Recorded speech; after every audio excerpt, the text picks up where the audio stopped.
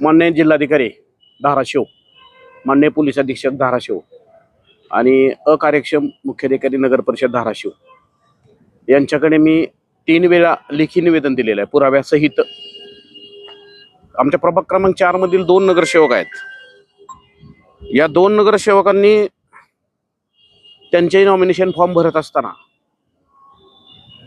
ज्या घर नंबरचे शौचालय वापरत असल्याचे प्रमाणपत्र सादर केले आहे किंवा त्यांनी त्यांच्या आणि त्यांच्या पत्नीच्या नावे जे जंगम मालमत्ता आहे, स्थावर मालमत्ता आहे, त्याचा जे उल्लेख केलेला आहे, त्या उल्लेख केलेला घर नंबर 27/1450, 34/941, 34/486 व गट नंबर 131 मध्ये जे बांधकामं केलेले आहेत ते अवैध आहेत.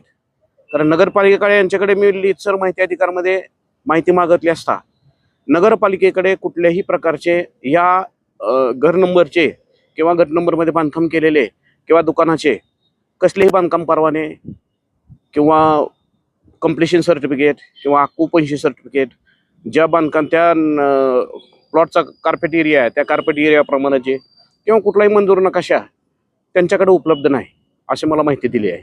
याचा अर्थ यांनी आजतागायत असेच अवैध बांधकाम करून नगरसेवक पद हे उपभोगलेलं आहे. हे उपभोगत असताना नगर रचना अधिनियम ॲक्ट 1966, MRTP ॲक्ट या कायद्याखाली यापूर्वी सामान्य लोकांच्या घराच्या तक्रारी गेल्या असता सदर तक्रारीची नोटीस 7 दिवसात देऊन 8व्या दिवशी त्याचं म्हणणं खुलासा ऐकून न घेता 9व्या दिवशी त्यांच्यावर पोलीस स्टेशनमध्ये गुन्हे दाखल केलेले प्रकरण या धाराशिव उस्मानाबाद शहरामध्ये आपण पूर्वी ऐकलेले आहेत आणि तशी आमच्याकडे नोंद आहे.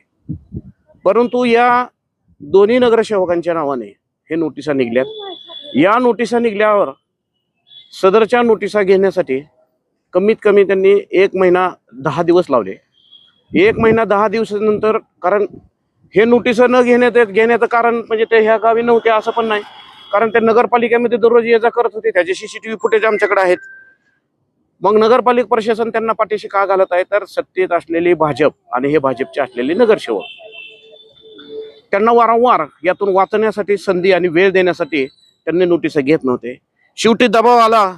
दबावामुळे किंवा उपोषण करण्याचे आम्ही ज्यावेळेस पत्र दिलं त्यावेळेस त्यांनी नोटीस घेतली. ती 13/7/2025 आणि त्याच्यानंतर त्यांना 7 दिवसाची मुदत.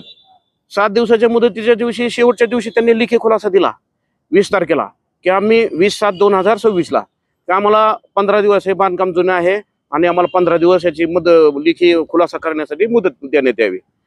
20 तारखेचे पुन्हा 5 तारखेला आम्ही काल गेला असता त्यांच्यात एकाने खुलासा दिला की बांधकाम जुनं आहे. 2009 काय जुनं आहे का? 2009 जुनं आहे. यांच्याकडे त्या घराचे त्या बांधकाम परवाने नाहीत, कंप्लिशन नाही, ऑक्युपन्सी नाही, कुठल्याही प्रकारचे कागदपत्र नाहीत. असतील तर नगरपालिकेकडे का नाहीत? त्याची नोंद टाउन प्लॅनिंगकडे का नाही? त्याची नोंद नगर परिषद नगर विकास प्रशासनाकडे नाही.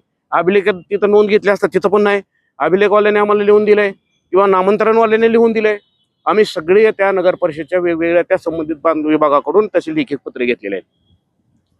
मग एवढे सगळे असताना नगर परिषदेने त्यांच्यावर आजतागायत कारवाई का केली नाही याचं आम्हाला उत्तर देणे अपेक्षित आहे.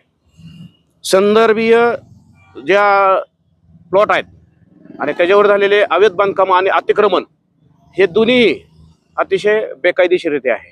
त्यांच्यावर नगर परिषद महाराष्ट्र नगर परिषद प्राधिकरण ॲक्ट 1966, MRTP ॲक्ट जो 1966 नुसार गुन्हा नोंदवणे आहे तो तात्काळ करावा, अन्यथा महाराष्ट्रात कुठेही आणि कधीही मी आत्महत्या करण्याची धमकी दिली आहे. कारण एवढंही अराजकता आम्ही कुठं पाहिलेली नाही आणि एवढंही प्रशासन कुठं पाठीशी घालताना आजतागायत आम्ही बघितलेलं नाही.